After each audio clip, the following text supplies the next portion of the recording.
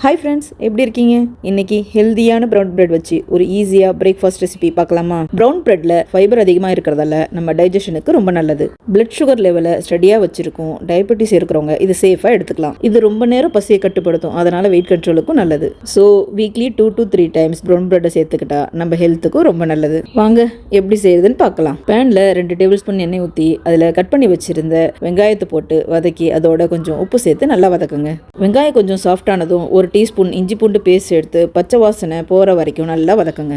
இதோட கொஞ்சம் மஞ்சத்தூள், chilli powder, garam masala, chicken masala இருந்தால் சேர்த்துக்கோங்க, இல்லைனா ஸ்கிப் பண்ணிடுங்க. எல்லாத்தையும் சேர்த்து நல்லா வதக்கிடுங்க. 1/4 தக்காளி சேர்த்துக்கோங்க. தக்காளி நல்லா மெல்ட் ஆனதும் அதோட ஒரு முட்டையை உடைச்சி ஊற்றி கொஞ்சம் கிளறி விடுங்க.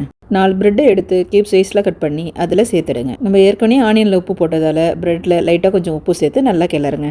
கடைசியில் கொஞ்சம் கொத்தமல்லி தூவி இறக்கிடுங்க. இதை நீங்களும் ஒரு தடவை ட்ரை பண்ணி செஞ்சு பார்த்துட்டு எப்படி இருந்துச்சுன்னு சொல்லுங்கள். இந்த ரெசிபி பிடிச்சிருந்தா லைக் பண்ணி ஷேர் பண்ணுங்கள். இன்னும் இது போல் நிறைய ரெசிபி பார்க்க ஃபாலோ பண்ணாதவங்க ஃபாலோ பண்ணிக்கோங்க. ரசித்து சமைங்க, ருசிச்சு சாப்பிடுங்க. தேங்க்ஸ் ஃபார் வாட்சிங்.